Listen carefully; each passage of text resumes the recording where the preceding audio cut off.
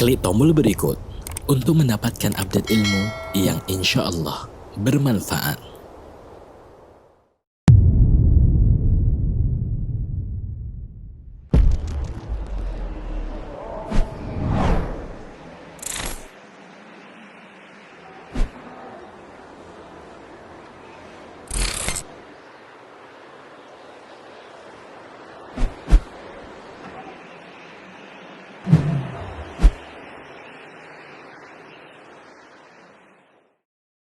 Sampaikan melalui link pertanyaan yang ada di kolom chat. Silakan klik linknya, kemudian diisi pertanyaannya. Baik, untuk mempersingkat waktu, kami persilakan Ustaz Syafiq untuk memulai. Tafadhol maskura Ustaz. Jazakumullah khairan. Assalamualaikum warahmatullahi wabarakatuh. Alhamdulillah الذي أرسل رسوله بالهدى ودين الحق ليظهره على الدين كله ولو كره المشركون. Segala puji bagi Allah Jalla Jalaluh yang telah mengutus Rasulnya dengan petunjuk dan agama yang benar, di mana Allah Jalla Jalaluh mengutus Rasulnya dengan Al-Quranul Karim, yang di dalamnya segala yang diperlukan oleh manusia dalam kehidupan ini dan untuk kehidupan yang selanjutnya. Dan dengan agama Islam yang Allah ridhai, agar Allah memenangkan agama ini di atas seluruh agama. Allahumma salli wa sallim ala sayyidina Muhammadin wa ala alihi wa ashabihi ajma'in. Ya Allah, semoga salawat dan salam senantiasa Engkau curahkan untuk hamba kekasih-Mu, untuk baginda Nabi kita alaihi salatu wassalam, yang diutus sebagai penutup para nabi, yang tidak ada satupun kebaikan kecuali beliau telah terangkan dan jelaskan kepada umatnya, dan tidak ada satupun keburukan melainkan beliau sudah memperingatkan umatnya agar menjauhi dan menghindarinya. Semoga salat itu bersambung untuk keluarga beliau, untuk istri-istri beliau, untuk putra-putri beliau, dan untuk seluruh sahabat Nabi. Semoga Allah meridhai kita bersama mereka. Amma ba'd, jamaah rahimakumullah, Allah Azza wa Jal memberikan kepada kita nikmat mata, yang dengannya kita dapat memandang,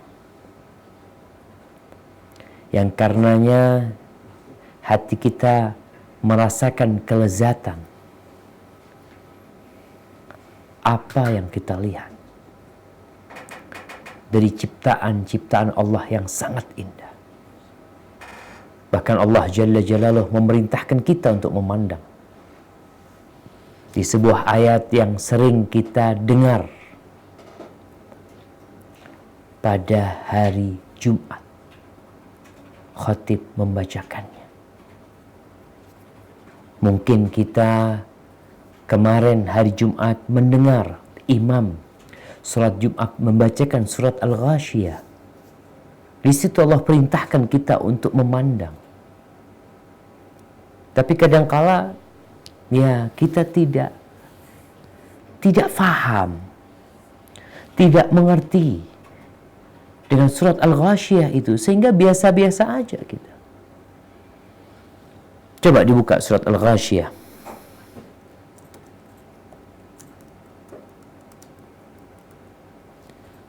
Nah, di ayat 17, 18, 19, 20. Nah, tafadhal dibacakan Ustaz. أعوذ بالله من الشيطان الرجيم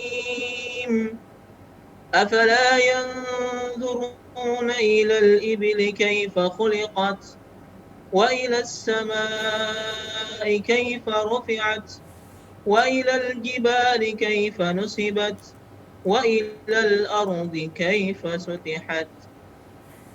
Yang artinya, maka tidakkah mereka memperhatikan unta bagaimana diciptakan, dan langit bagaimana ditinggikan, dan gunung-gunung bagaimana ditegakkan, dan bumi bagaimana dihamparkan. Subhanallah syama. Allah mengatakan afala yanzurun. Bagaimana orang akan memperhatikan onta kalau dia buta? Maka tidak ada kemampuan bagi dia untuk memperhatikan. Allah berikan kedua mata kita. Maka Allah katakan afala yanzuruna ilal ibili kaifa khuliqat. Di mana dia diciptakan? Apa engkau enggak ngelihat? Orang-orang Quraisy, orang-orang Arab, mereka berinteraksi dengan onta. Mereka melakukan perjalanan panjang dengan onta. Sehingga ada kedekatan dia. Cuma kadangkala dia tidak melihat. Melihat matanya, tapi mata hatinya tidak melihat. Langit tuh, apa kita nggak ngelihat nih? Kita berada di akhir bulan Rabiul Awal. Ada banyak ciptaan Allah di langit. Engkau ngelihat enggak? Ketika terjadi gerhana, orang-orang pada ingin nonton gerhana, ingin melihat dengan mata mereka. Apa yang didapatkan dengan memandang dan menonton gerhana? Seharusnya iman itu bertambah. Ketika melihat gunung, seringkali di pagi hari, untuk teman-teman yang di daerah ya, dia akan melihat gunung di sana, gunung di sini. Engkau ngelihat dengan mata. Engkau perhatikan. Apa yang kau dapatkan tatkala memandang? Bumi yang kita jalani ini. Sebagian kita memandang ciptaan Allah yang terlarang. Ahibati fillah. Di surat Ali Imran ayat 14, Allah Azza wa Jal menjelaskan tentang sesuatu yang sudah dicintakan ke diri kita. Lalu kita diperintahkan untuk menjaga diri, jangan sampai kelewatan. Nah, silahkan kita baca. أعوذ بالله من الشيطان الرجيم زين للناس حب الشهوات من النساء والبنين والقناطير المقنطرة من الذهب والفضة والخيل المسومة والأنعام والحرث ذلك متاع الحياة الدنيا والله عنده حسن المآب. Yang artinya, dijadikan terasa indah dalam pandangan manusia cinta terhadap apa yang diinginkan, berupa perempuan-perempuan, anak-anak, harta benda yang bertumpuk dalam bentuk emas dan perak, kuda pilihan, hewan ternak dan sawah ladang. Itulah kesenangan hidup di dunia, dan di sisi Allah lah tempat kembali yang baik. Nah, Allah menciptakan wanita itu indah. Bahkan syahwat kita condong bukan hanya melihatnya, tapi menikmati mereka. Rasul sallallahu alaihi wasallam mengatakan, "Ma taraktu fitnatan ashadda 'ala ar-rijali minan nisa." Tidaklah aku meninggalkan sebuah fitnah, sebuah ujian, sebuah cobaan bagi kaum laki-laki yang lebih berbahaya daripada perempuan.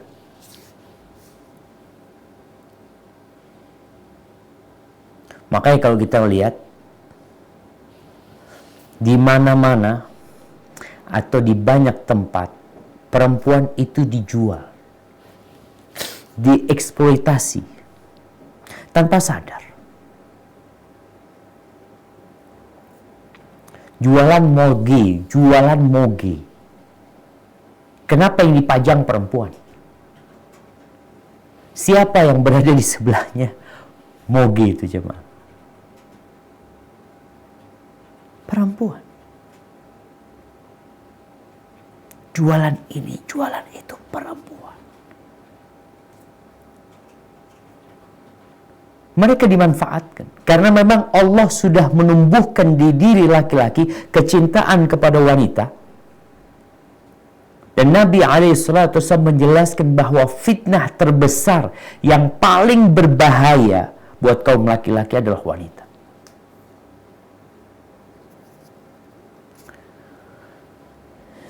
Ya, setelah kita tahu itu, apa yang harus kita lakukan? Oleh karena itu di surat Nur ayat 30-31, yang sebelum dua ayat ini Allah Azza wa Jal menjelaskan tentang perzinaan, tentang hukum yang berkaitan dengan menuduh wanita berzina, dengan berbagai langkah-langkah setan. Lalu Allah perintahkan kepada laki-laki yang beriman, kepada wanita-wanita yang beriman, agar mereka menjaga sebagian pandangan mereka. Coba, hari ini kita akan merenungkan dua ayat ini, agar kita tidak mudah-mudah memandang. Ada pandangan yang akan berdampak buruk kepada diri kita, yang bahkan pandangan mata itu merupakan anak panah iblis yang beracun. Nah, tafadhal dibaca. A'udzu billahi minasy syaithanir rajim. Qul lil mu'minina yaghuddu min absarihim wa yahfadhu furujahum. Dzalika azka lahum. Inna Allah khabirun bima yasna'un. Ayat itu ini. Naam, tafadhal. وقل للمؤمنات يغضضن من أبصارهن ويحفظن فروجهن ولا يبدين زينتهن إلا ما ظهر منها وليضربن بخمورهن على جيوبهن ولا يبدين زينتهن إلا لبعولتهن أو آبائهن أو آباء بعولتهن أو أبناء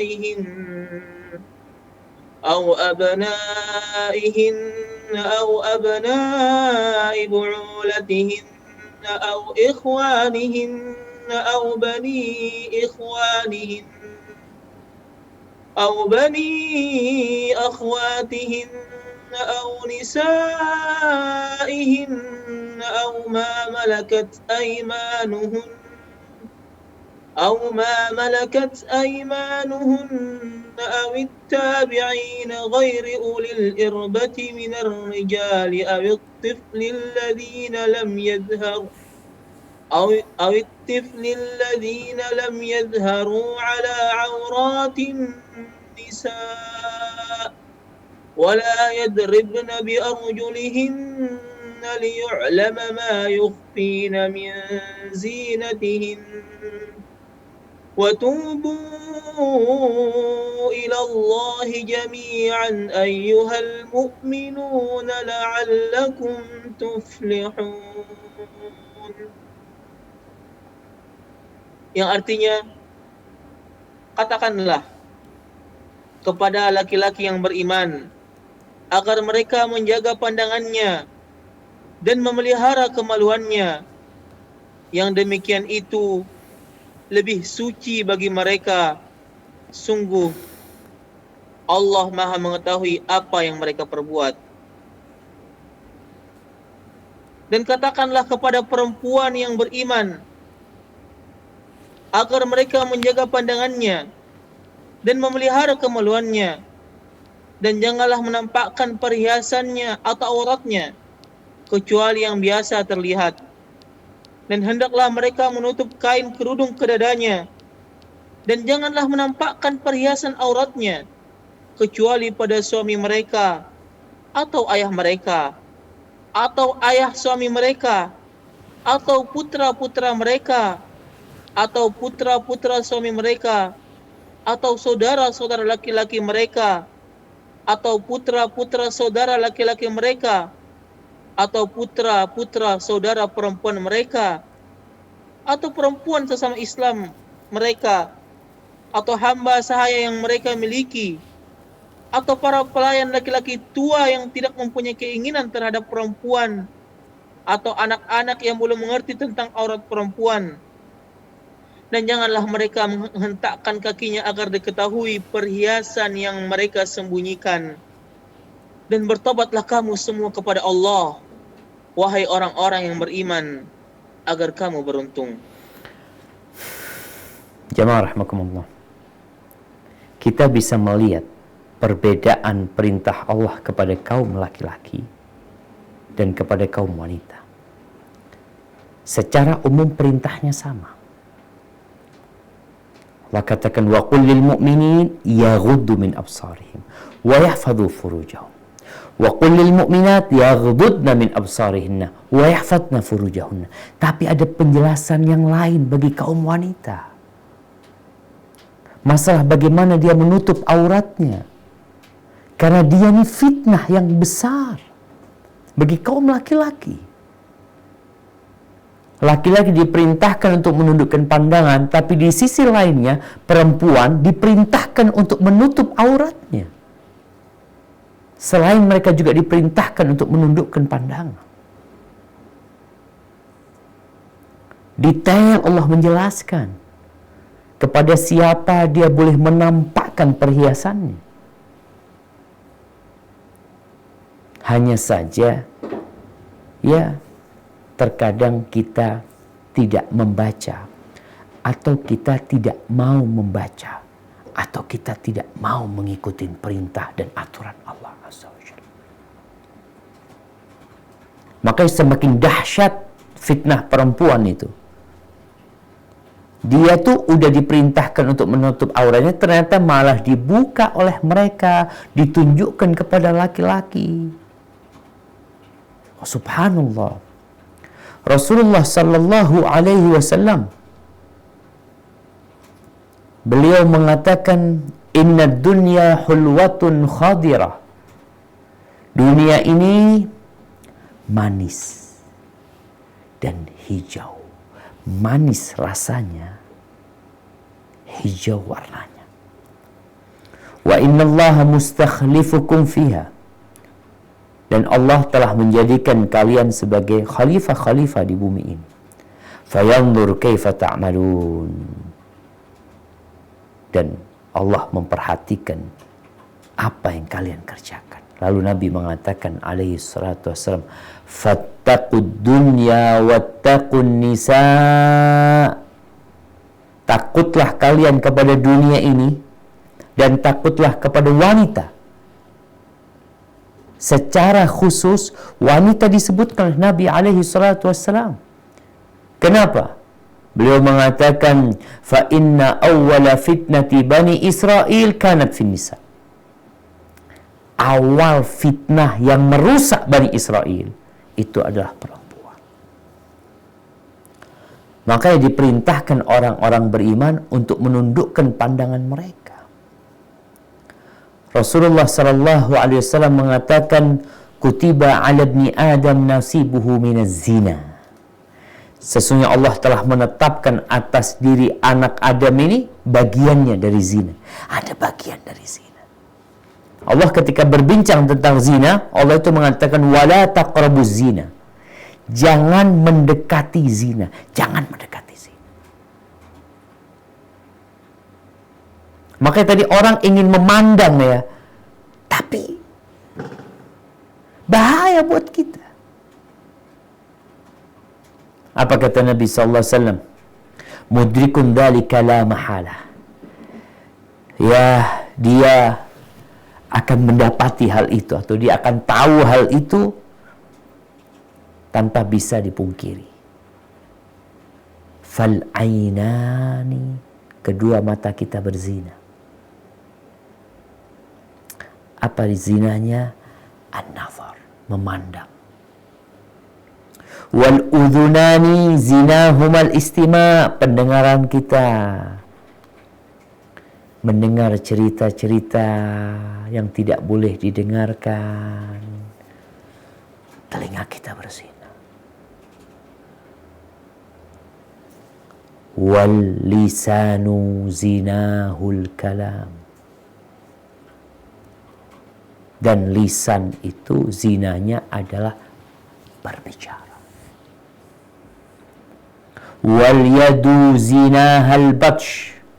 Tangan kita pegang-pegang zinanya. Wal rijlu zinahal khutta. Kaki kita bagaimana dia berzina? Jalan dia berangkat tuh. Jadi tubuh kita ini ketika mau melakukan perzinaan, ada beberapa fase yang harus dia lewatin. Mata, makanya dikatakan fitnah-fitnah yang terjadi, perzinaan yang terjadi, itu awal mulanya adalah an-nazra. Ngeliat dulu. Ngeliat. Setelah ngeliat baru yang tadi. Mendengarkan, berbicara, pegang, jalan-jalan. Wal qalbu yahwa wa yatamanna. Sedangkan hati itu berkeinginan, berangan-angan untuk menyalurkan syahwatnya. Gara-gara mata. Gara-gara ngeliat. Coba gak ngeliat, selesai kan? Tapi gara-gara ngeliat, jadi panjang ceritanya. Wa yusaddiqu dzalikal farju wa yukadzibuhu. Tinggal kemaluan. Kemaluan ini membenarkan atau mendustakannya. Dia mengikuti nafsunya, lalu berzina dengan kemaluannya, atau dia berhasil menjaga dirinya. Ahibati fillah. Oleh karena itu Nabi alaihi salatu wassalam mengatakan tentang pandangan mata ini, an-nadhratu, dalam hadis riwayatkan Al-Hakim, beliau mengatakan alaihi salatu wassalam, an-nadhratu sahmun min sihami iblis masmuma. Memandang wanita itu adalah anak panah iblis yang beracun. Pandangan tuh, engkau memandang, itu anak panah iblis yang beracun. Walaupun mungkin kau melihat tidak terluka, atau ya cuma sedikit ada gesekan sana, ada lecet dikit, tapi dia beracun. Faman tarakaha min khawfillah athabahu jalla wa azza imanan yajid halawatahu fi qalbihi. Barang siapa yang meninggalkan pandangan mata tadi karena takut kepada Allah, maka Allah akan berikan balasan kepada dia dengan manisnya keimanan yang dia rasakan di hatinya. Tapi berat, jemaah. Oleh karena itu Rasul sallallahu alaihi wasallam memberikan arahan beliau. Ketika Jarir bin Abdullah Al-Bajali bertanya kepada Nabi alaihi salatu wassalam tentang pandangan mata yang tidak disengaja. Tahu-tahu kita ngeliat, ya Allah, melihat perempuan nih, cantik, menakjubkan. Kita ngelihat. Terus gimana Rasulullah SAW? Karena ada yang dibikin humor sama teman-teman. Ustaz, kan katanya ada hadis yang mengatakan pandangan yang pertama itu nggak apa-apa, Ustaz. Iya.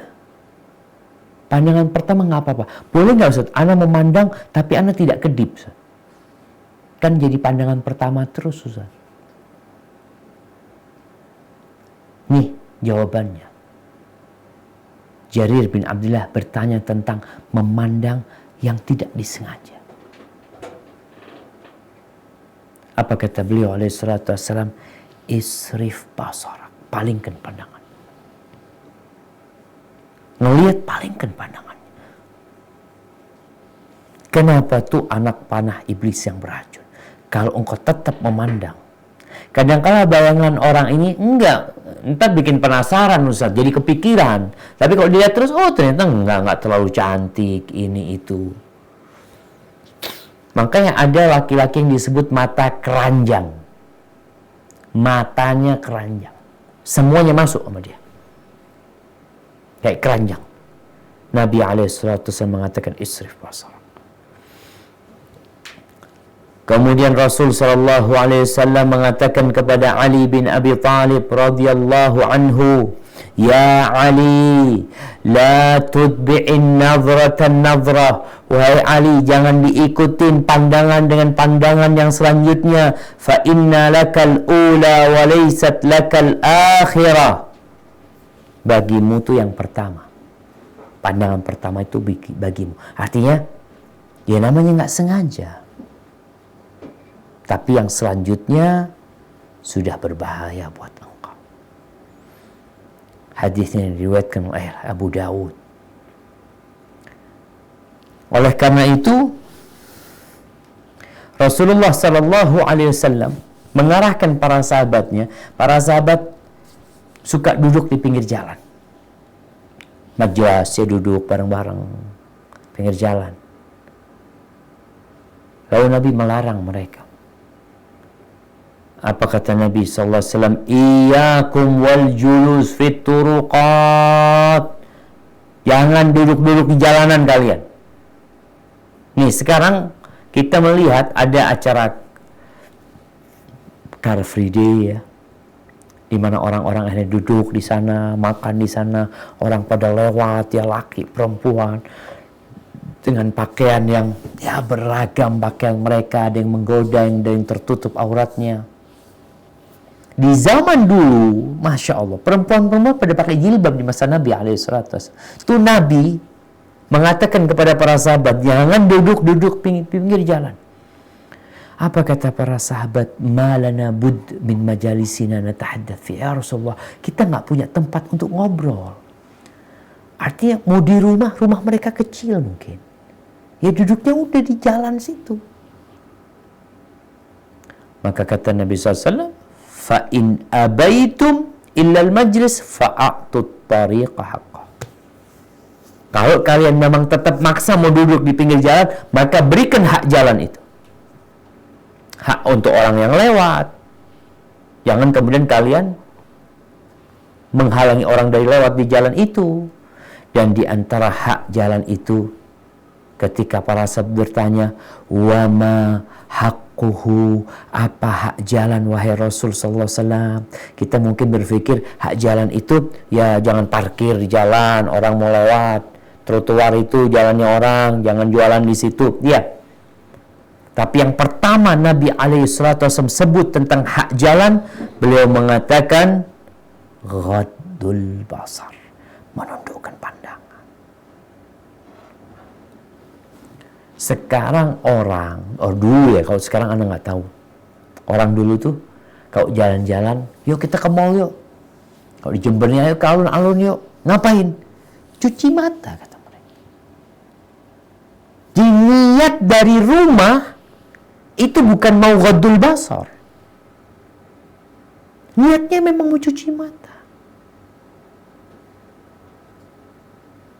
Allah mengatakan, wa qul lil mu'minin yaghuddu min absarihim. Nih, meninggalkan rumahnya, di dalam rumahnya dia aman, alhamdulillah, matanya terjaga. Kalau sekarang mungkin ada handphone, ada segalanya yang memaksa kita untuk lebih berhati-hati dengan pandangan mata kita.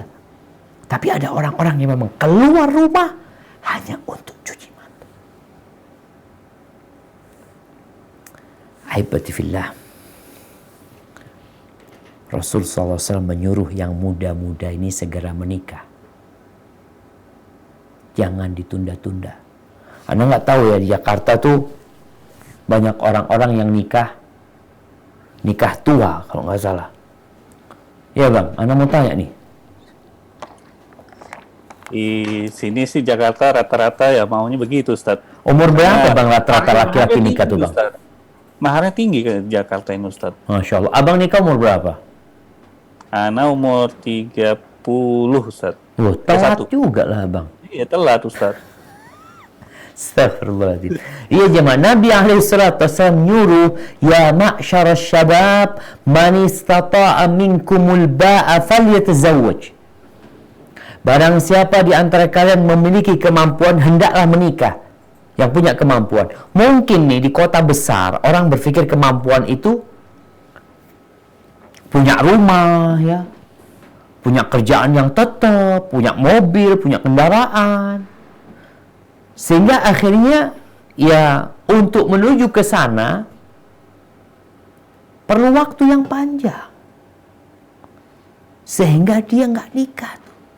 Padahal fitnah perempuan tiap hari, apalagi di Jakarta, terlihat jemaah.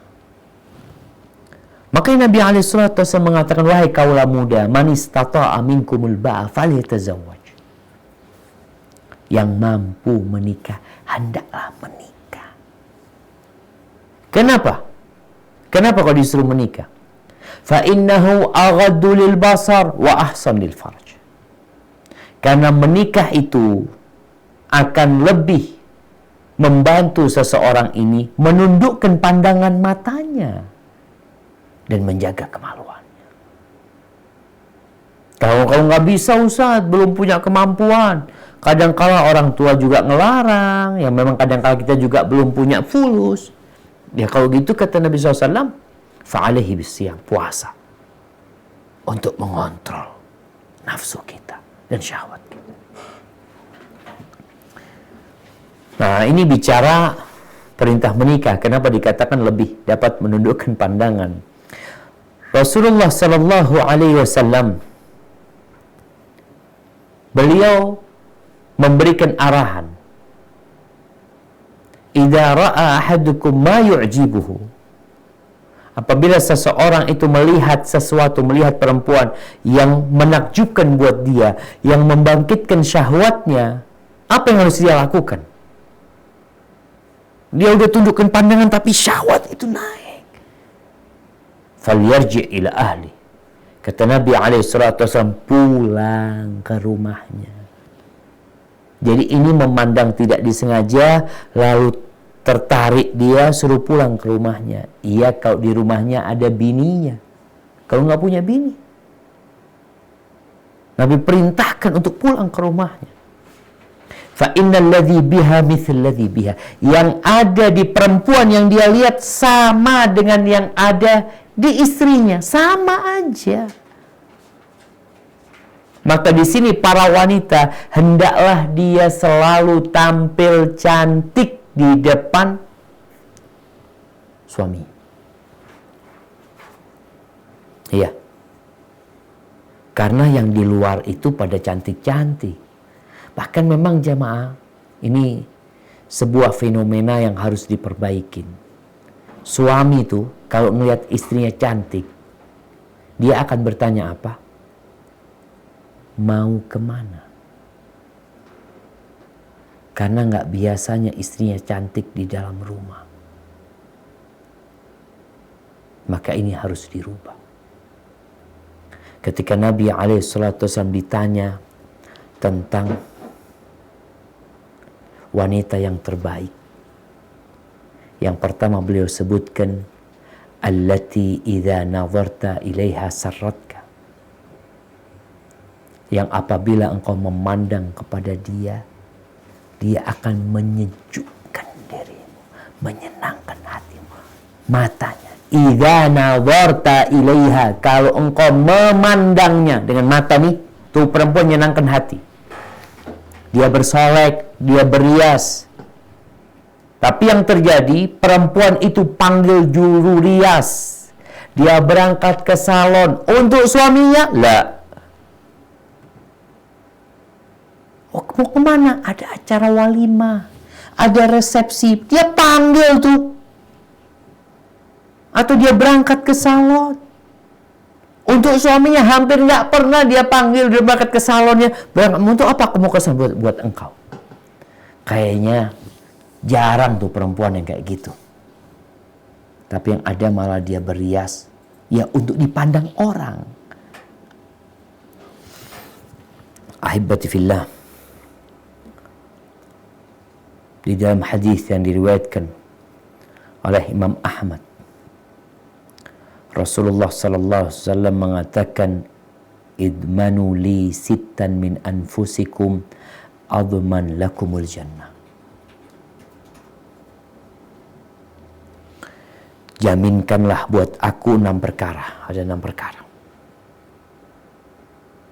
Aku akan jamin buat kalian surga. Yang pertama kata Nabi SAW, usduqu idha haddathu. Jujur kalau bicara. Wa aufu idha wa'adtum. Kalau janji, penuhi janjimu. Wa addu idha tumintum. Kalau dikasih amanah, selesaikan amanah tersebut.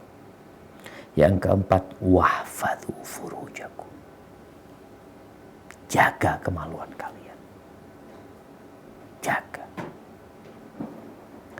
Yang kelima, waghuddu absarakum. Jaga pandangan mata kalian. Jaga tuh. Kemudian yang keenam, wakuffu aydiyakum. Hendaklah tahan kedua tangan kalian dari memegang atau menyakitin orang dengan tangannya, memukul orang. Jaga tangan kalian. Ahibati fillah, berkaitan dengan pandangan mata jamaah. Sekarang nih udah banyak penyakit LGBT. Apakah boleh perempuan melihat auratnya perempuan, laki-laki melihatnya aurat laki-laki? Karena sesama laki-laki. Dulu ada pesantren ya di kampung ya. Kalau mandi tuh pada telanjang semua tuh. Ada yang di sungai seperti itu. Dengan dalil sama-sama laki-laki. Rasulullah sallallahu alaihi wasallam mengatakan, la yanzuru ar-rajulu ila auratir rajuli walal mar'atu ila auratil mar'ah. Beliau mengatakan laki-laki tidak boleh melihat kepada auratnya laki-laki. Dan perempuan tidak boleh melihat kepada auratnya perempuan. Rawahu Muslim. Jadi ada aturan dalam agama kita untuk menjaga masyarakat supaya tidak rusak dengan penyakit-penyakit yang semakin tahun penyakit itu bertambah banyak. Kemarin kita membaca berita bagaimana di TNI ada orang-orang yang homo, gay mereka. Terjadi hal itu. Salah satu sebabnya ini melihat kepada aurat saudaranya. Laki sama laki dianggap biasa, nggak boleh dalam Islam. Perempuan sama perempuan nggak boleh. Mandi berduaan telanjang sama-sama perempuan nggak boleh. Ustaz kok nggak boleh? Nggak boleh kata Nabi SAW. Jadi bicara menundukkan pandangan itu bukan hanya laki-laki kepada perempuan, perempuan sama laki-laki. Dalam urusan aurat, nggak boleh perempuan sama perempuan nggak boleh ngelihat aurat. Dan para orang tua hati-hati punya anak perempuan ya kadangkala, subhanallah ya, udah mulai agak besar, kadangkala keluar rumah dalam kondisi telanjang karena dikatakan masih kecil. Jaga anak kita. Banyak buaya-buaya darat di sana. yang anak kecil kadang kala na'udzubillah. Ahibati fillah, kalau ada orang yang mengatakan, Ustaz, gimana Ustaz? Kalau nggak cukup satu perempuan, artinya kita ngeliatin istri aja nggak cukup Ustaz untuk menyalurkan syahwatnya. Apakah boleh Anda melihat perempuan-perempuan di jalan? Nggak boleh. Rasul sallallahu alaihi wasallam mengatakan, innal mar'ata tuqbilu fi surati syaitanin wa tudbir fi surati syaitanin. Sesungguhnya wanita itu dari depan dalam rupa setan, dari belakang dalam rupa setan. Menggoda dia itu.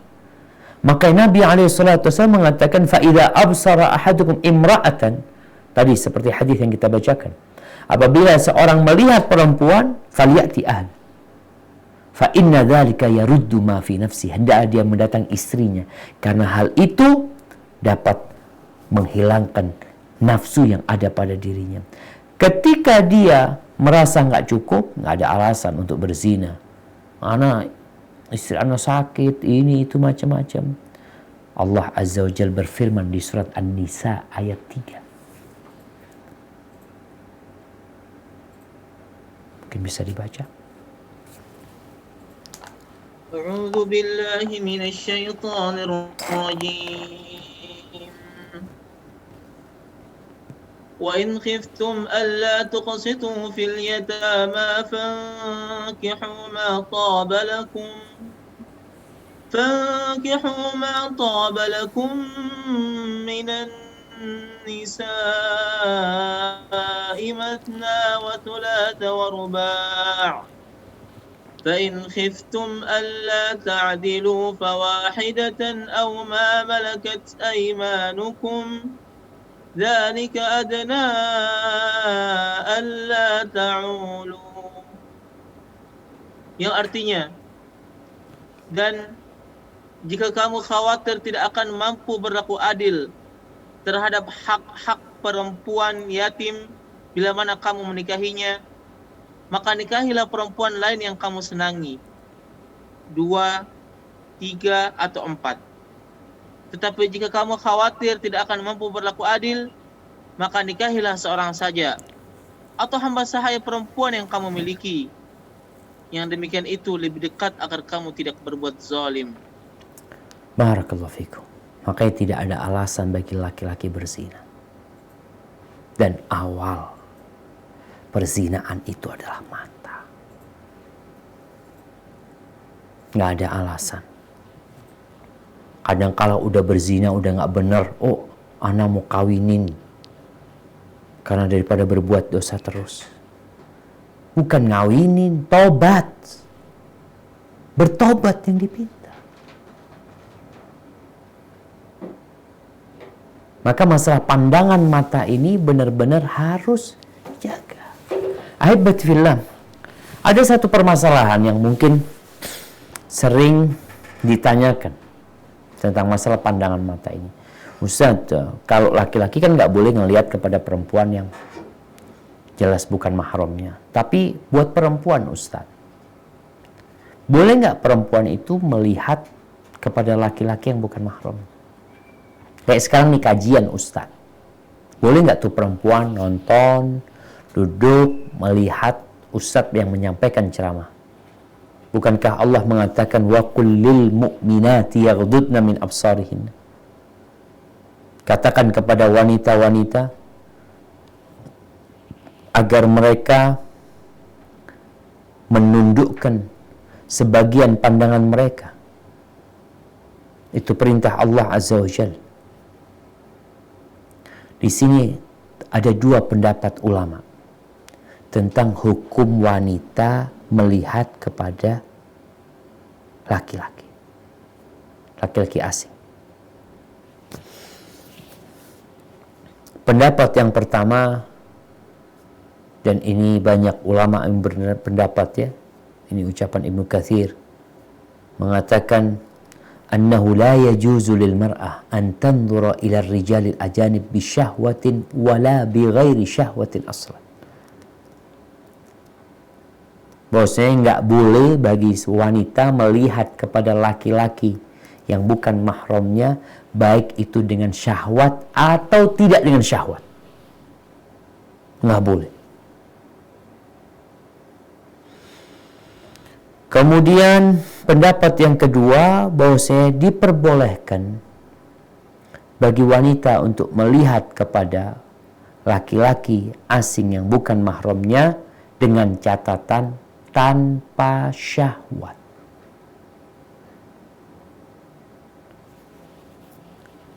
Mereka berdalil dengan hadis sahih di mana Rasulullah SAW, beliau pernah nonton orang-orang Habasyah yang sedang atraksi di Masjid Nabawi pada hari raya, atraksi dengan tombak mereka. Laki-laki nih bermain. Wa Aisyah, dan Aisyah ummul mukminin tanzuru ilaihim min wara'i. Dia memandang, dia Aisyah nih nonton orang-orang laki-laki tersebut yang sedang bermain di balik pundak Nabi SAW. Dia di belakang Nabi, meletakkan dagunya di pundak Nabi SAW, menonton orang-orang laki-laki yang sedang bermain. Maka dari sini para ulama berdalih, ada perbedaan antara hukum perempuan memandang laki-laki dengan syahwat dan tanpa syahwat. Kalau dengan syahwat secara sepakat, nggak boleh. Adapun tanpa syahwat, maka terjadi khilaf di antara para ulama. Terus bagaimana kau laki-laki? Kau laki-laki kan kata Nabi SAW, sudah palingkan pandanganmu, bukan dilihat tuh perempuan. Beda hukumnya, laki-laki yang melihat wanita. Nabi ditanya alaihissalam tentang orang yang melihat perempuan tanpa disengaja. Isrif basarak, palingkan pandanganmu. Tapi ketika Aisyah radhiyallahu taala anha memandang orang-orang itu bermain, Nabi tidak melarangnya. Maka hendaklah para wanita berhati-hati ketika dia memandang laki-laki dengan syahwat apa tidak. Yang pertama perlu diperhatikan adalah masalah apa kebutuhanmu memandang dia. Apa kebutuhanmu? Oh enggak, saat Anda jual beli, Anda ke pasar, Anda beli, Anda ngelihat, Anda supaya tahu aja sama orangnya. Jadi nggak ada syahwat, nggak ada masalah di sini. Maka ini menjadi hal yang perlu diperhatikan. Ahibati fillah, Anda rasa kita cukupkan di sini kajian kita. Soalnya Anda takut pertanyaannya banyak yang tidak terjawab nantinya ya. Kita kembali ke pembawa acara. Barakallahu fikum. Nah. Taufik barakallahu Ustaz. Masya Allah. Jazakallahu khair Ustaz atas ilmu dan materi yang disampaikan. Baik, Ana izin lanjutkan ke sesi tanya jawab ya Ustaz. Nah. Di sini ada Akhi Safar yang akan sebagai host yang akan membacakan pertanyaan-pertanyaan yang sudah masuk. Akhi Safar, ahlan wa sahlan Akhi. Ahlan wa sahlan. Assalamualaikum warahmatullahi wabarakatuh. Waalaikumsalam warahmatullahi wabarakatuh. Akhi, gimana? Pertanyaan sudah berapa yang masuk ini? Topik yang sangat menarik. Berhenti aneh copy paste nih ke Masya Allah, Masya Allah. Tolong dipilihkan aja Akhi yang sesuai dengan topik saat ini. Tafadhol Akhi. Bismillahirrahmanirrahim. Assalamualaikum Ustaz. Waalaikumsalam warahmatullahi wabarakatuh.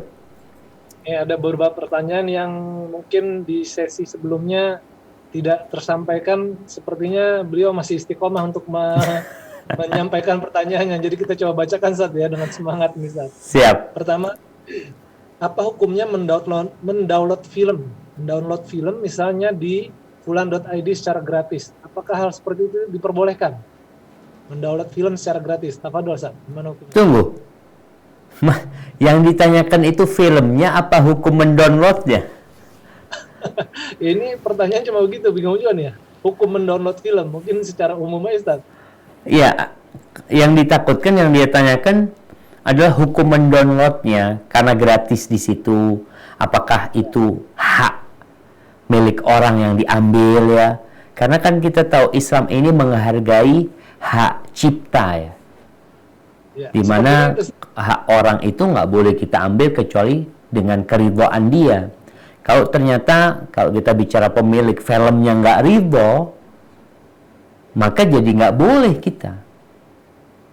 Jadi kalau dikatakan tadi download film gratis, apakah pemilik filmnya yang menggratiskan atau apa ya, kan banyak orang yang ngumpul-ngumpulin film di sana ya, kemudian di share, padahal nggak boleh seperti itu. Jadi kalau bicara hak milik orang lain maka nggak boleh. Tapi kalau tadi ini kita nggak bicara isi filmnya dulu ya, kita nggak bicara isi filmnya, tapi kita bicara tentang hukum download. Kalau itu bukan milik orang itu yang menggratiskan, nggak boleh orang itu mengambil hak orang lain lalu dia bagi-bagikan gitu loh.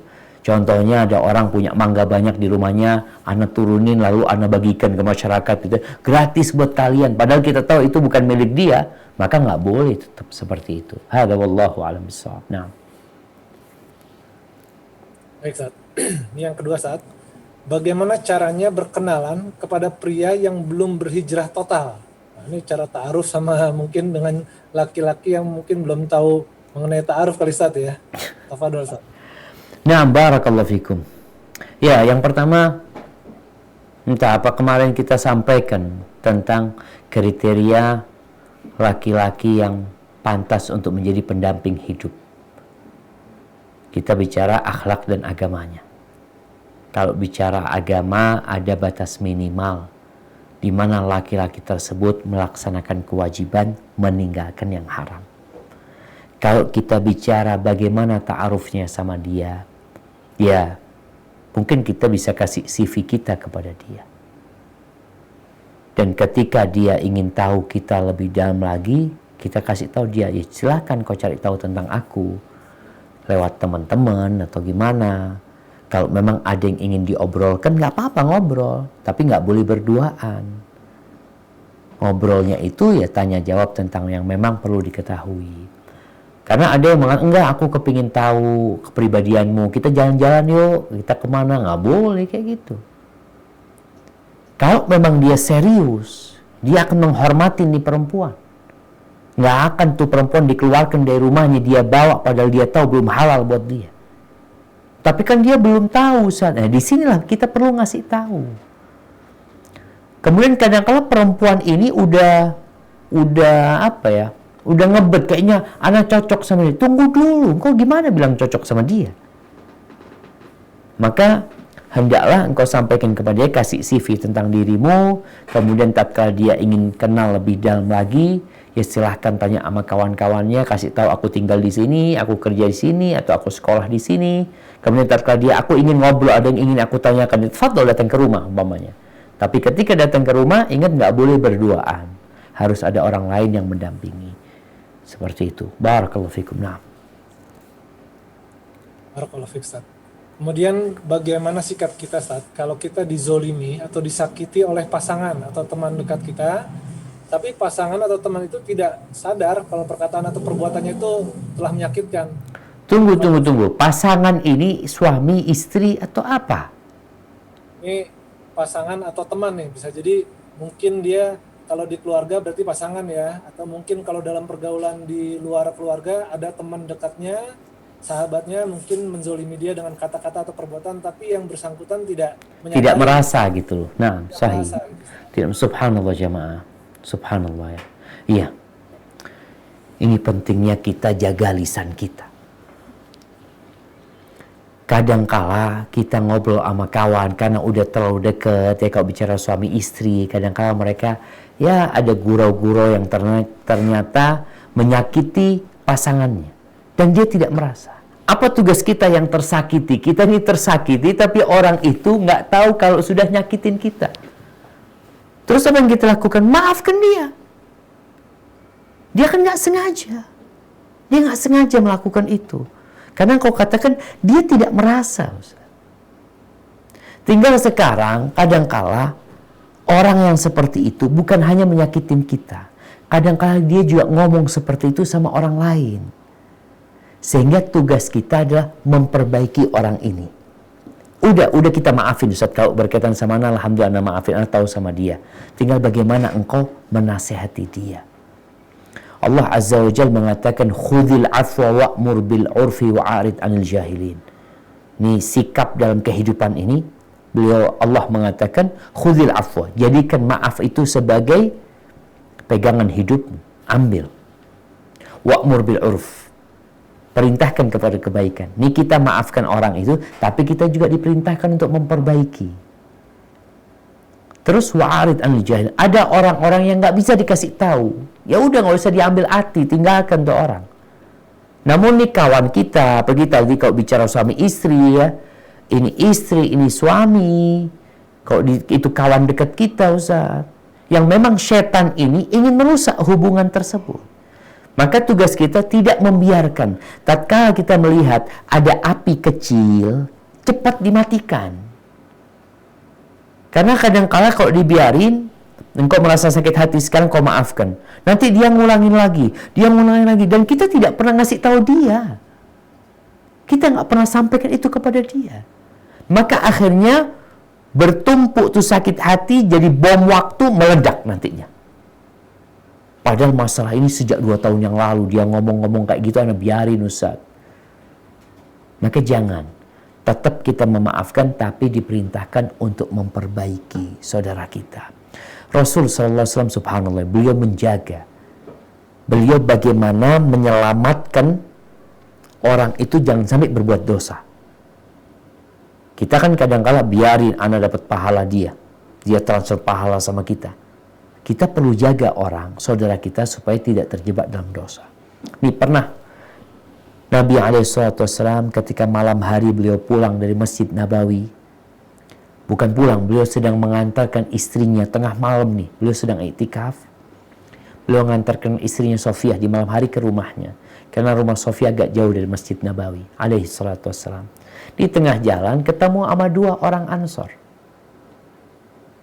Ketika berpapasan sama Nabi SAW, 2 orang ini jalannya tergesa-gesa. Apa kata Nabi SAW? Ala rislikuma. Tunggu dulu. Tunggu kalian, berhenti. Innaha Sofiyah zaujati. Ini perempuan namanya Sofiyah, istriku. Kata mereka, subhanallah ya Rasulullah. Katanya, maha suci Allah ya Rasulullah. Maksudnya kita nggak ada perasaan macam-macam gitu loh. Beliau alaihissalam mengatakan, aku takut setan melemparkan sesuatu di hati kalian. Inna syaitana yajri min ibni Adam majran dam. Setan itu ikut aliran darah. Maka tugas kita tadi menyelamatkan saudara-saudara kita. Kadang-kala kita memberikan klarifikasi itu bukan karena kita ingin menyelamatkan. Enggak, kita kesian sama orang lain, sama saudara kita. Jadi kalau dalam rumah tangga ya, kadang-kala istri melihat suaminya melakukan sebuah kesalahan, ucapan-ucapan yang enggak enak. Kalau dia mengatakan, enggak, suamiku lagi marah aja, insya Allah selesai. Udah, alhamdulillah. Tapi kan ada yang diulangi. Sedangkan dia, umpamanya ini, suami manggil istrinya gendut. Dut, gimana kabarmu Dut? Kadang-kadang kan suami biasa aja gitu, engkau ketawa-ketawa gitu, dipanggil gendut gitu ya. Lama-kelamaan jadi sakit hati. Maka sampaikan, bang, kalau bisa jangan panggil kayak gitulah bang. Sampaikan kepada suami. Karena memang Nabi SAW mengatakan wala tuqabbih, jangan suka menjelek-jelekkan perempuannya. Jangan. Jadi sang istri pun perlu menyampaikan itu kepada suaminya. Hadza wallahu a'lam bissawab. Nah. Lanjut ya Ustaz. Ini mengenai ayahnya yang kurang berilmu Ustaz, karena sering melontarkan kata cerai kepada ibunya ketika marah dan bercanda. Lalu kemudian berdua balik lagi seperti berjalannya waktu tanpa ada kata rujuk. Nah, bagaimana pandangan Islam terhadap kondisi seperti ini, Ustaz? Apakah sudah cerai atau masih status suami istri? Fadol, Ustaz. Allahu Akbar jamaah ya. Subhanallah, Allah Azza wa Jal itu menurunkan sebuah surat yang namanya At-Talaq, surat perceraian. Karena masalahnya bukan masalah yang remeh. Nggak ada surat pernikahan. Yang ada surat perceraian. Taib. Gimana dengan kondisi yang ditanyakan tadi? Orang tuh kalau mau menikah belajar dulu. Tahu sama aturan. Ketika seorang mengatakan cerai kepada istrinya dalam kondisi marah atau kondisi gurau, cerai ini termasuk serius dan guraunya jatuh. Beliau alaihi salatu wasallam mengatakan thalathun jidduhunna jiddun wa hazluhunna jidd. Ada 3 perkara yang seriusnya serius, yang guraunya serius.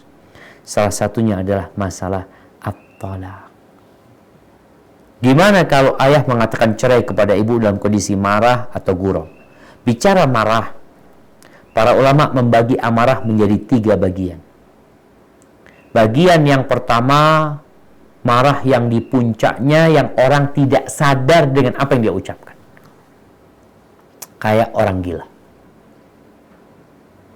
Teriak-teriak kadang-kala. Sampai dia nggak sadar dengan apa yang dia ucapkan. Maka marah yang seperti ini, cerainya tidak jatuh. Secara sepakat ulama. Nggak jatuh. Yang kedua, marah yang di permulaan. Baru awal-awal marah nih. Ini jatuh.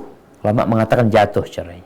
Tapi marah yang di pertengahan, orang ini marah Ustaz. Marahnya benar marah. Dia sadar, tapi dia dalam kondisi marah mengucapkan hal itu. Ada 2 pendapat ulama, tapi jumhur ulama mengatakan jatuh cerai. Selama orang itu sadar dengan apa yang dia ucapkan kepada istrinya, cerai, maka jatuh cerai. Karena hampir nggak ada orang menceraikan istrinya dalam kondisi senang-senang. Terus gimana Ustaz? Udah mengatakan itu lalu kumpul lagi. Bicara rujuk. Rujuk ini bisa dengan ucapan, bisa dengan kumpul sudah. Suami mendatangi istrinya lagi, ya rujuk udah. Tanpa harus dia ngasih tahu orang. Dia sudah rujuk. Namun cerai yang boleh rujuk itu hanya 2 kali. Cerai, tolak, yang pelakunya boleh rujuk lagi kembali sama istrinya itu 2 kali. Kalau sudah mengucapkan cerai yang ketiga, nggak bisa rujuk. Sampai itu perempuan menikahi laki-laki lain. Kata Allah Azza wa Jal, at-talaqu marratani, fa imsakun bima'rufin aw tasrihum biihsan. Cerai yang boleh rujuk itu 2 kali. Kalau sudah 3 kali suami mengatakan cerai, nggak bisa rujuk. Karena di sini kadangkala laki-laki ini setelah dikasih tahu nggak bisa rujuk, dia cari ustadz ini itu yang mungkin bisa cerainya dia nih gugur. Karena memang ada khilaf di antara para ulama tadi yang kita bicarakan. Bicara marah, Ustaz, anak pada waktu itu marah Ustaz. Jadi nggak jatuh ya cerainya anak ya. Kadang-kala dia mencari-cari. Maka tugas anak menyampaikan kepada orang tuanya. Oh, kalau bicara Ustadz ayah anak kurang ilmu, ya itu salah dia, nggak berilmu. Hukumnya tetap jatuh. Kecuali dia nggak tahu bahwasanya ucapan cerai itu artinya cerai. Oh dia kalau gitu berarti nggak paham dengan ucapan dia. Selama dia tahu yang dia ucapkan adalah cerai, maka jatuh cerai tersebut. Hanya sekarang perlu dikasih penjelasan, yang boleh rujuk itu cuma 2 kali ayah. Kalau ayah sudah 3 kali menceraikan ibu, sudah nggak boleh balik lagi. Ini kalau bicara hukum agama. Tapi kalau ke pengadilan agama lain lagi. Karena orang mengucapkan cerai di pengadilan agama itu baru kalau dikasih izin baru boleh menceraikan istrinya. Tapi dalam Islam nggak ada seperti itu. Hadza wallahu a'lam bishawab. Nah. Baik Ustaz, Masya Allah. Ngeri juga Ustaz ya. Gara-gara salah ngomong bisa fatal itu ya. Masya Allahu Allah. Akbar. Baik Ustaz. Nah ini terkait dengan materi juga Ustaz ya. Karena banyak pergaulan dalam bisnis, dalam sekolah dan lain-lain. Gimana kiat-kiatnya Ustaz dalam rangka menundukkan pandangan tadi. Dan juga pada saat bicara ada yang bilang kalau nggak menatap mata khawatir dianggapnya nggak sopan atau gimana Ustaz gitu ya. Ini mohon nasihatnya Ustaz, tafadhol Ustaz. Nah, sahih jemaah. Jadi memang masalah pergaulan bebas yang terjadi ini, kita ini mayoritas muslim. Cuma memang kebanyakan Islam kita tuh Islam keturunan. Di kampung-kampung jemaah ya. Orang itu mandi di sungai telanjang. Ya. Itu biasa. Sampai ada seorang kawan, dia jualan kain di desa. Dia melihat di desa itu, ana berangkat ke desa tersebut. Di desa itu kalau pagi sore itu orang pada mandi telanjang. Padahal di situ ada pesantren, ada ustadz, ada guru agama. Bingung nih orang yang jual, kok bisa dibiarin? Datanglah dia ke ustadznya, Ustadz, ini gimana Ustadz? Kata dia. Ya itu sudah biasa, kata dia. Sudah biasa. Jadi dianggap satu hal yang lumrah, akhirnya aturan agama ini nggak berlaku di sana. Maka tetap aturan agama berlaku dan harus dijalankan. Ada orang yang nggak suka, iya. Ada orang yang akhirnya mungkin menganggap kita ekstrim. Nah, itu harus dihadapi. Bagaimana kiatnya sekarang? Ya kita sampaikan. Afwan ya anak sekarang, anak baru belajar nih, ternyata mandang-mandang kepada perempuan itu, kalau gini laki yang mandang-mandang kepada perempuan tuh berbahaya buat hati kita. Dan anak diperintahkan untuk menundukkan pandangan. Soalnya kan di kantor kadangkala mereka bukan hanya memandang ya, berjabatan tangan, cipika, cipiki, dianggap biasa kata dia. Kalau ada orang nanti yang mengkritisi, oh kok aja hatinya yang kotor. Aku nih kayak gini, hatiku bersih, subhanallah jemaah. Kadang-kadang seperti itu terjadi. Ya kita sampaikan. Ya kita umpamanya menundukkan pandangan sambil seakan-akan kita menyimak dengan benar tanpa pandangan kita kalau itu perempuan ya kita kita sampaikan seperti itu. Insya Allah mereka akan paham ya. Dan pernah ada kejadian di salah satu negeri barat sana jamaah. Tadi kita sebutkan perempuan tuh ketika bersolek, dia biasanya ketika keluar rumah dia bersolek ketika keluar rumah, dan memang tujuannya untuk dilihat sama orang.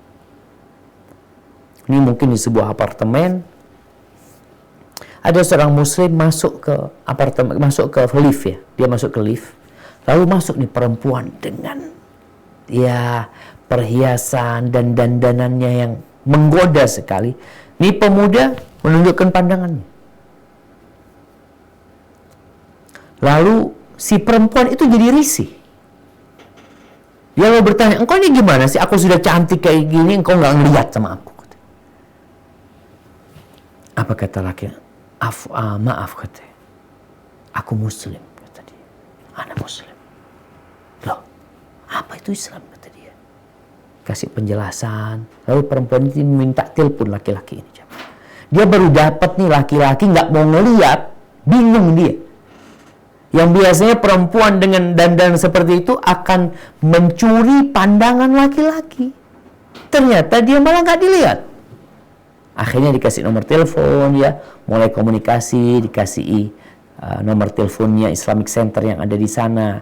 Akhirnya dia masuk Islam jamaah dan dia memakai jilbabnya. Jadi kita ini kadang-kala memang anak takut Ustaz nanti nggak dapat pekerjaan, nanti ini itu. Padahal itu bisa menjadi pintu hidayah buat orang-orang yang mungkin awalnya kurang suka sama kita, tapi kita tetap berakhlak mulia, kita mendengarkan dengan baik, menyimak, dan sampaikan bahwasanya aku melakukan ini untuk menghormati dirimu. Ya. Semoga hal itu dapat difahami oleh orang-orang tersebut. Tapi sekali lagi, kita ini kalau sudah mau memperbaiki orang ya, kita sudah tingkatannya naik untuk mengajak orang berbuat baik, kita akan disakitin sama orang, akan dibenci. Sebagaimana kita lihat Rasulullah SAW itu 40 tahun di kota Mekah, 40 tahun. Semua orang Mekah cinta sama Nabi SAW. Cinta. Tapi ketika beliau mengajak orang-orang menuju kepada Allah Azza wa Jalla untuk mentauhidkan Allah, untuk meninggalkan kemungkaran-kemurkaan yang ada di masyarakat, dibenci sama kaumnya. Jadi itu sebuah konsekuensi yang harus kita persiapkan dalam menghadapi ya masyarakat. Muslim tuh harus bisa mewarnai. Jangan dia di mana dia berada, di situ dia diwarnai. Enggak. Ada sebuah riwayat yang mengatakan, la takun imma. Engkau jangan jadi orang yang ikut-ikutan. In ahsanan nas ahsantu. Kalau orang-orang baik, aku jadi baik.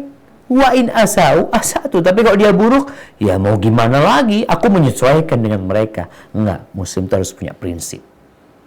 Tapi tetap dengan adab dan etika yang baik ya. Barakallahu fikum. Nah. Barakallahu fiik, Ustaz. Selanjutnya, Ustaz, ini terkait tentang perzinahan, Ustaz. Pertama, kalau suami terbukti selingkuh sehingga istrinya marah-marah terhadap selingkuhannya. Kemudian apakah si istri tersebut perlu minta maaf karena pernah mencaci maki si istri yang si perempuan yang berselingkuh dengan suaminya tadi. Yang kedua, Ustaz, berkaitan dengan anak hasil zina, Ustaz. Bagaimana dengan nasabnya? Terutama pada saat menikah, Ustaz, bintinya tuh seperti apa, dan pada saat meninggal bintinya tuh seperti apa. Mungkin gitu, Ustaz. Apa Ustaz? Nah, barakallahu fikum. Ya jemaah, ini perempuan. Ya, di Indonesia ini ada istilah pelakor. Iya. Apa pelakor itu? Perebut laki orang. Ini perempuan marah sama tuh selingkuhan suaminya. Seharusnya dia marah sama suaminya. Suaminya yang seharusnya dia dudukkan. Karena sebenarnya di luar sana banyak perempuan yang bakal godain tuh laki-laki. Makanya kata Rasulullah SAW, tadi yang sudah kita sampaikan hadisnya, tidak ada fitnah yang lebih dahsyat yang aku tinggalkan bagi kaum laki-laki lebih daripada perempuan. Itu fitnah. Yang salah suami. Oh, suami enggak, anak digodain sama tuh perempuan. Bohong tuh. Diperintahkan untuk menundukkan pandangan, tidak berkhulwat. Maka seharusnya ini perempuan nggak ada urusan dengan siapa dia selingkuh.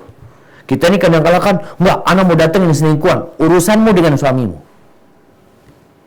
Kalau engkau mau datang kepada perempuan tersebut untuk memberikan nasihat agar dia bertakwa kepada Allah Subhanahu wa taala, nggak ada masalah.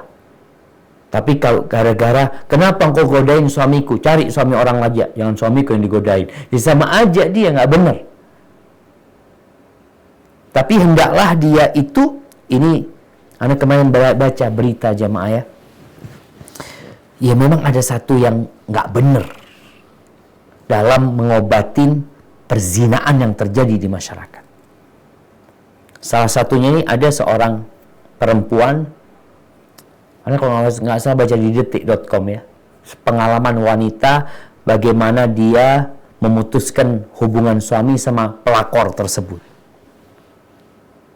Dia bagaimana akhirnya menteror itu perempuan. Suaminya nggak dibenerin.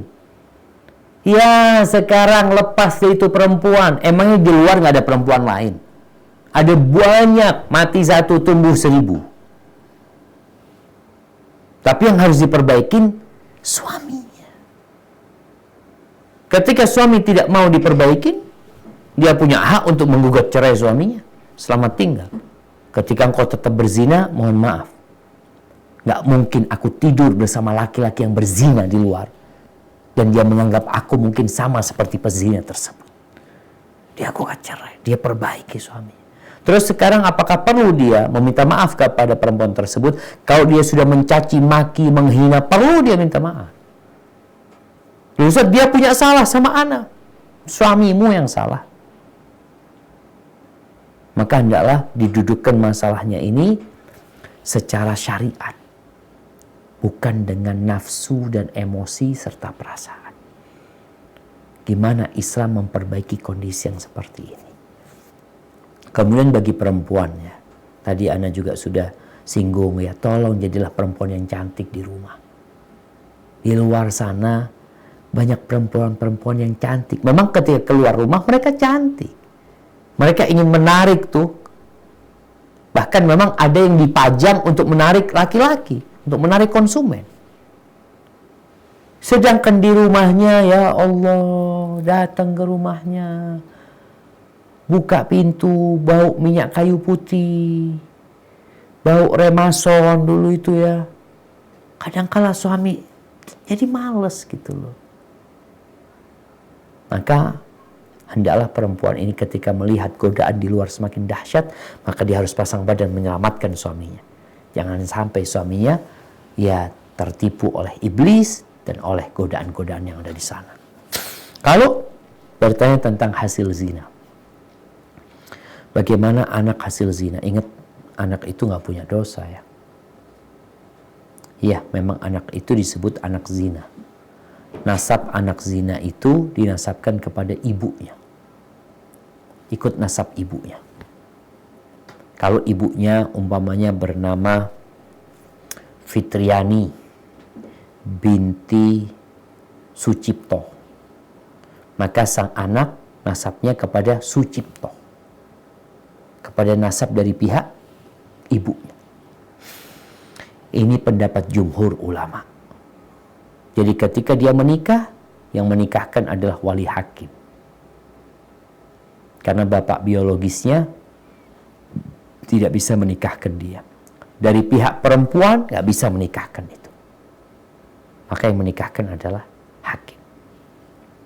Pendapat yang kedua, ini sebagian kecil ulama berpendapat kalau seorang laki-laki berzina dengan wanita yang tidak memiliki suami, kemudian dia meyakini bahwasanya anak yang ada di kandungan perempuan tersebut adalah anak dia, kemudian dia menikahi itu perempuan dalam kondisi dia hamil sampai anak itu lahir, kemudian dia mau menasabkan perempuan itu kepada dirinya.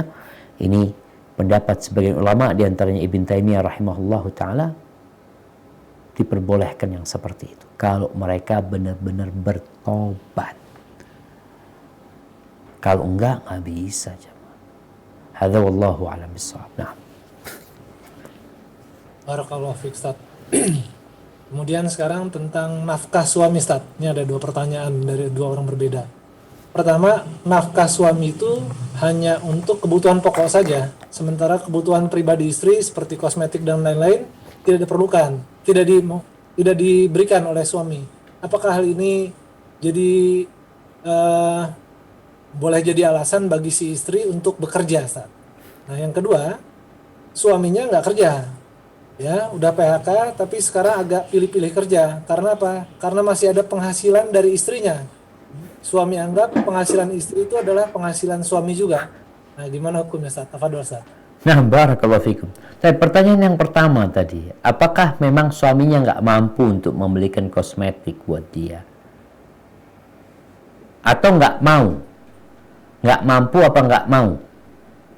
Gimana, Bang? Kurang dijelaskan, Ustaz. Ini mungkin dua-duanya kalau, Ustaz. Gimana hukumnya kalau nggak mau dan Kalau yang enggak, kalau ya siap lah. Nah, kalau nggak mampu ya mau gimana ya? Allah Azza wa Jal mengatakan, Allah Azza wa Jal berfirman, ya, bagaimana fairnya agama kita ya berkaitan dengan memberikan nafkah kepada istri. Di surat At-Talaq, baca itu makanya surat At-Talaq, Allah mengatakan, liyunfiq dhu sa'atin min sa'ati wa man qudira alaihi rizquhu falyunfiq mimma atahu Allah. Hendaklah orang yang punya keluasan di hartanya, dia memberikan nafkah itu sesuai dengan keluasan tadi. Nggak boleh suami itu bakhil.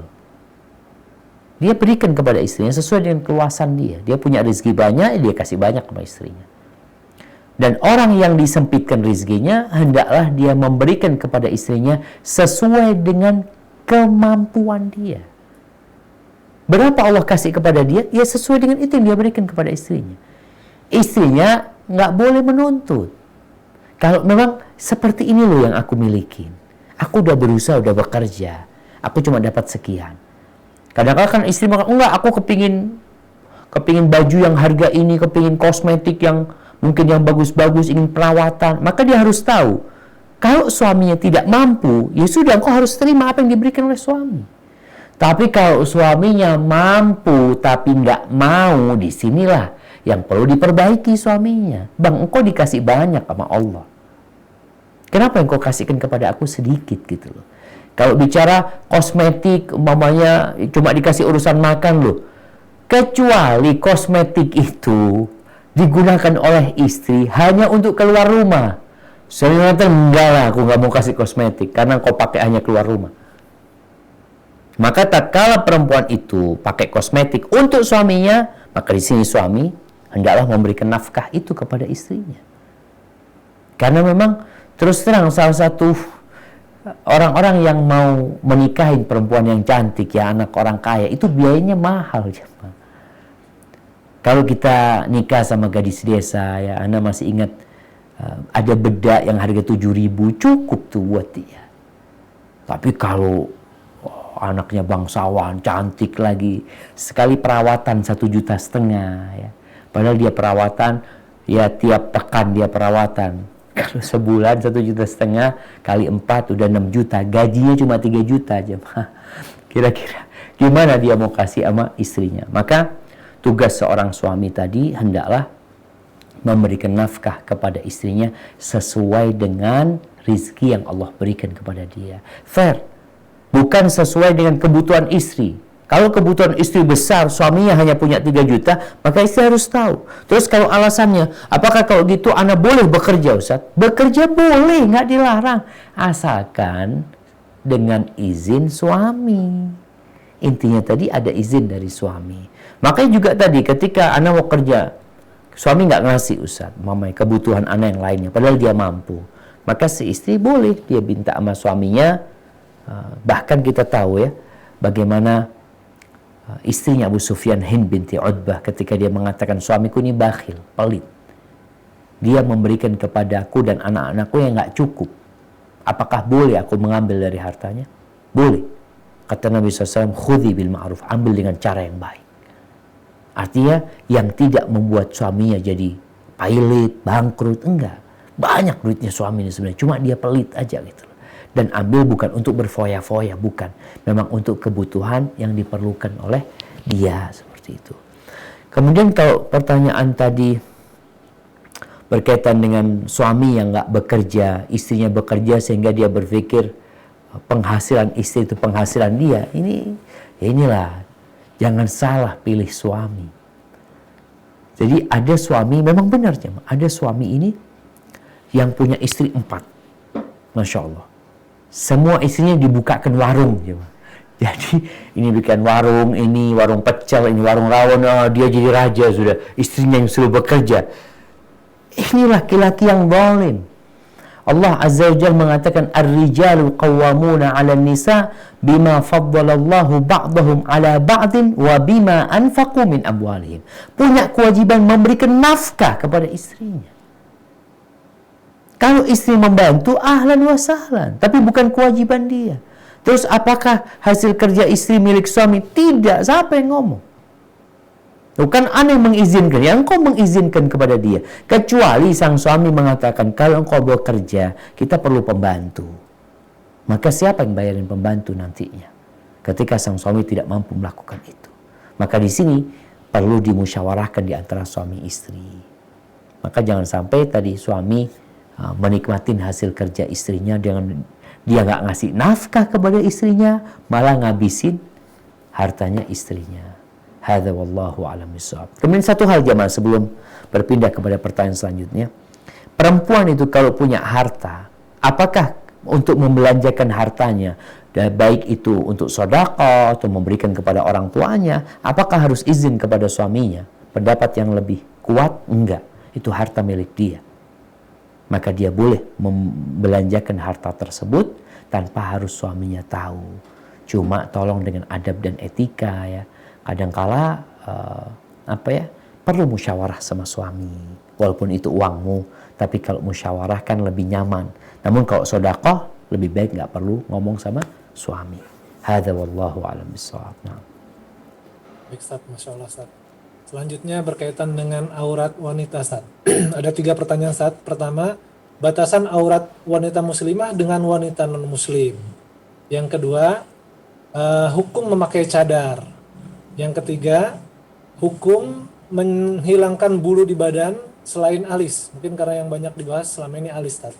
Tafadhol, Ustaz. Itu 3 pertanyaan dari 3 orang berbeda. Masya Allah, barakallahu fikum. Naam jamaah, kalau bicara aurat wanita muslimah dengan muslimah, wanita muslimah sama muslimah, kita tahu aurat mereka adalah dari pusar, antara pusar sama lutut. Ini muslimah sama muslimah. Karena ya kadangkala perempuan itu butuh menyusui anaknya. Bukan berarti ketika muslimah sama muslimah ini dia pakai rok doang gitu ya. Bukan kayak gitu. Maksudnya ada hal-hal yang memang yang ya dia harus nyusuin anaknya di depan kerabatnya yang perempuan-perempuan umpamanya atau kawan-kawannya itu diperbolehkan. Adapun dengan non-muslimah, ada dua pendapat para ulama.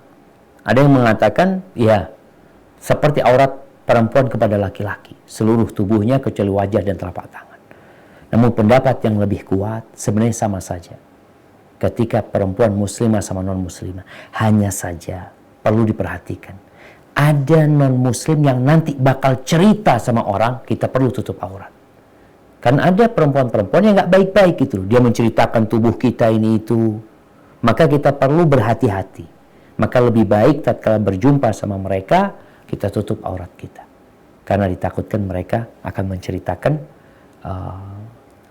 kondisi kita, apalagi kalau sekarang dengan handphone ini itu jamaah, yang namanya orang nggak bertakwa kepada Allah Subhanahu wa Ta'ala, maka dia akan melakukan apa saja. Maka tolong berhati-hati dalam masalah ini. Disinilah kemudian para ulama berbincang bagaimana ketika perempuan di kolam renang sesama perempuan umpamanya di sana, bagaimana pakaian mereka kalau di sana ternyata ada yang non-muslimah di sana gitu loh. Apakah akhirnya dia harus pakai seperti abaya untuk menutupi dirinya? Iya, itu permasalahan. Yang kedua berkaitan dengan hukum cadar. Ini masalah yang panjang sebenarnya, khilaf di antara para ulama. Yang jelas istri-istri Nabi pakai cadar, dan cadar itu disyariatkan. Disyariatkan dalam agama kita. Yang dibedakan atau yang terjadi khilaf di antara para ulama adalah masalah hukumnya wajib atau tidak wajib. Hanya sebuah anjuran. Jadi kalau syariat, syariat. Jangan sampai kita mengingkari orang yang pakai cadar. Karena masih ada ya orang-orang yang berpandangan bahwasanya pakai cadar itu ninja, ini itu tidak menggambarkan tentang peradaban Islam. Subhanallah, istri-istri Nabi semuanya pakai cadar. Semuanya pakai cadar. Dan kebiasaan sahabat istri-istri para sahabat pakai cadar. Sehingga tatkala umroh pakai ihram itu dilarang mereka pakai cadar. Maka di sini kemudian terjadi khilaf di antara para ulama tentang tadi ayat An-Nur yang kita baca ayat 31. Ada yang mengatakan wajib, ada yang mengatakan sekedar anjuran ya bagi mereka untuk menutup wajah mereka. Dan ana lihat yang berpendapat bahwasanya cadar itu hanya sebuah anjuran, pendapat itu kuat, tapi buat yang artinya anjuran ini dianjurkan untuk pakai cadar ya, bukan dilarang pakai cadar. Maka secara hukum pakailah cadar ketika kau mampu. Tapi ketika tidak mampu karena kondisi keluarga ini itu Ustaz, ya insya Allah nggak ada masalah ketika engkau tidak pakai cadar. Taib. Yang ketiga, apa yang ketiga bang? Bulu, menghilangkan bulu-bulu. Taib, jamaah rahimakumullah. Berkaitan dengan bulu, ada banyak bulu ya. Bulu ketiak ini dianjurkan untuk dicabut. Oh subhanallah ya. Sekarang itu ada alat cabut bulu pakai apa? Apa namanya alat cabut bulu itu? Yang kayak apa bang namanya bang? Wax ya bukan? Wax. Kayak bebek wax itu. Nah, wax itu. Jadi kalau bulu ketiak itu dihilangkan dengan dicabut, itu anjurannya. Tapi kalau nggak bisa dicabut ya mungkin dicukur. Terus bulu kemaluan. Bulu kemaluan itu bukan dicukur, tapi digundulin. Jadi halq bahasanya itu seperti itu. Jadi kalau bulu ketiak dicabut, bulu kemaluan itu digundulin. Subhanallah, Islam agama yang bersih jemaah. Terus bulu apa lagi? Kalau di wajahnya ada bulu. Ada bulu-bulu yang menampakkan dia adalah seorang perempuan tapi ada jenggotnya, ya nggak ada masalah dia cukur, dia bersihkan jenggotnya. Ada bulu-bulu yang lain tidak dianjurkan ya, artinya ketika perempuan mamanya bulu kakinya dia melihat kok terlalu lebat ya, kemudian dia mau habisin, nggak ada masalah sebenarnya karena tidak ada larangan dalam hal itu. Wallahu a'lam bishawab. Seperti itu bang. Baik, Ustaz. Masih bisa berapa pertanyaan lagi, Ustaz? Kayaknya satu pertanyaan lagi bang, udah lewat nih bang. Baik, Ustaz. Ini ada pertanyaan sederhana tapi kayaknya menurut saya sih penting, Ustaz. Nah. Bagaimana secara umum nih kita menasihati kepada saudara-saudara kita sama akhwat yang masih belum menyadari pentingnya memakai hijab, Ustaz. Kalau tadi cadar ini lebih basic lagi, Ustaz. Karena banyak yang bilang, saya masih bisa berbuat baik kok, gitu, nggak pakai jilbab nggak apa-apa. Sedangkan wanita yang memberi minum anjing aja bisa masuk surga kok, gitu. Nah, Ustaz, gimana, Ustaz? Subhanallah ya. Di antara cara setan menyesatkan manusia itu adalah dengan menjadikan dia GR dengan kebaikannya. Dia merasa orang baik. Hatiku bersih, aku banyak kebaikan. Subhanallah. Ini salah satu cara iblis untuk menyesatkan manusia, untuk meninggalkan aturan-aturan. Dengan dalih dia sudah baik, udah banyak kebaikan dia. Dia berdalih itu perempuan ngasih makan, ngasih minum anjing aja masuk surga. Nah, ada perempuan yang gara-gara ngomong pedes aja masuk neraka. Ada perempuan yang gara-gara ngurung seekor kucing, nggak dikasih makan, nggak dilepas sama dia, masuk neraka. Maka kita itu dekat sama neraka, kita itu juga dekat sama surga Allah Azza. Bagaimana menasihatin orang-orang tersebut? Maka imannya yang perlu dinasehati, menumbuhkan keimanan mereka kepada Allah Azza wa Jalla. Kenapa sih itu perempuan-perempuan taat untuk berpakaian sesuai dengan yang diminta sama kantor dia? Taat patuh dia. Ketika perusahaan atau kantor dia mengatakan besok seragamnya, perempuan seragamnya selutut roknya, dia pakai itu. Bajunya warna putih, dia pakai. Kenapa engkau begitu taat sama aturan perusahaan, tapi sama aturan Allah Azza wa Jalla nggak taat? Karena dia nggak kenal sama Allah Azza wa Jalla. Dia pikir perusahaan itu yang memberikan rezeki kepada dia. Dia takut tidak dapat pekerjaan. Maka di sini kenalkan tuh perempuan sama Allah Subhanahu wa taala. Sehingga kalau bicara jadi orang baik ya Muslim itu harus jadi orang baik. Dan Allah menyuruh kita untuk masuk Islam secara kafah, bukan setengah-setengah, bukan separuhnya. Tapi yang paling basic tadi bagaimana mengajak saudara kita ini untuk semakin beriman kepada Allah SWT.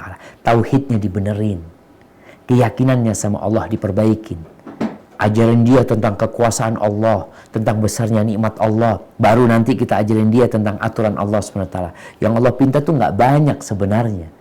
Kenapa Allah bikin aturan itu? Untuk menyelamatkanmu, bukan untuk mengekang dirimu.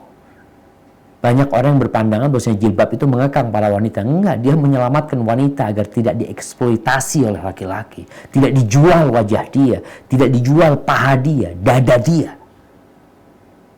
Benar-benar dia dihormati untuk menjadi seorang wanita yang terhormat, menjadi seorang istri yang dimuliakan, menjadi seorang ibu. Hadza wallahu a'lam bishawab. Dan sambil didoakan saudara-saudara kita. Jadi tahapan-tahapan dalam berdakwah itu perlu diperhatikan. Hadza wallahu a'lam bishawab, itu yang bisa Anda sampaikan. Kurang lebihnya mohon maaf. Anda kembalikan kepada pembawa acara. Jazakumullah khair. Wa jazakallahu khair Ustaz, wa barakallahu fiik Ustaz. Ilmu yang sangat bermanfaat sekali, dan semoga kami semua dapat terus menuntut ilmu dan yang penting mengamalkannya. Semoga Allah Azza wa Jalla senantiasa memberikan hidayahnya kepada kita, melindungi kita sekeluarga dari fitnah dunia, dan kita selalu istiqomah. Amin, amin ya Rabb. Alhamdulillah, selesai sudah kajian kita bersama yang terhormat Ustaz Dr. Syafiq Riza Basalama MA Hafizahullah Ta'ala.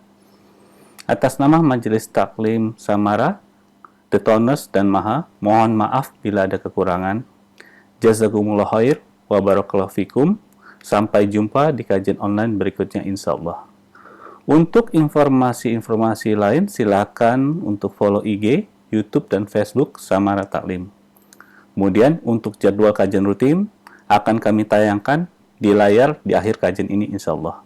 Baik, kita tutup dengan membaca doa kafaratul majelis. Subhanakallahumma wa bihamdik asyhadu an la ilaha illa anta astaghfiruka wa atubu ilaik. Wabillahi taufiq wal hidayah. Wassalamualaikum warahmatullahi wabarakatuh.